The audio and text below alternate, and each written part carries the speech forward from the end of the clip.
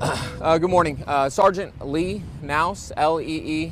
Knouse is K-N-O-U-S-E. I am here acting on behalf of the Public Information Office.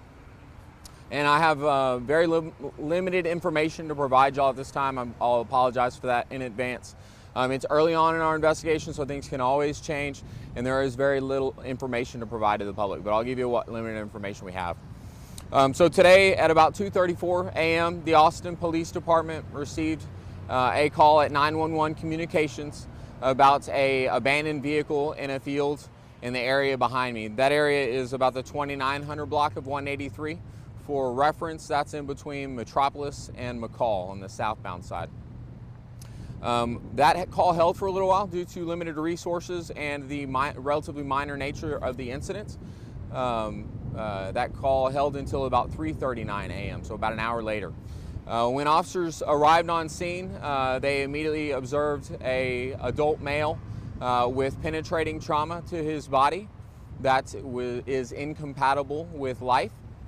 That subject was pronounced deceased at about 3:54 a.m. At this time, we do not consider there to be any danger to the public. We do consider this to be an isolated incident.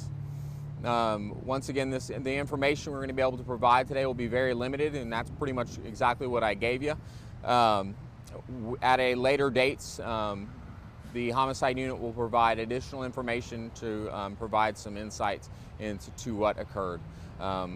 Everything we have now is just preliminary, and it's very early in the investigation. Anybody with information regarding this incident is asked to call the homicide tip line or Crime Stoppers.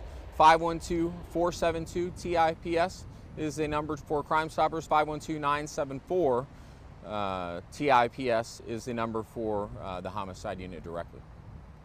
I will try to answer some questions. I'll try to answer 3 questions before we wrap up.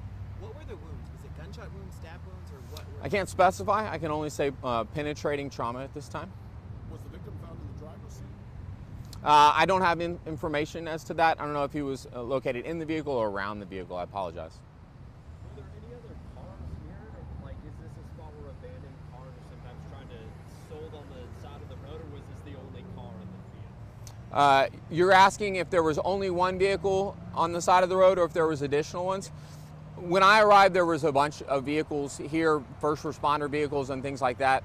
There's at least one vehicle in that area. There's a second vehicle. I don't know if that one, how things are related, at this time. I know there's at least one vehicle involved, possibly a second.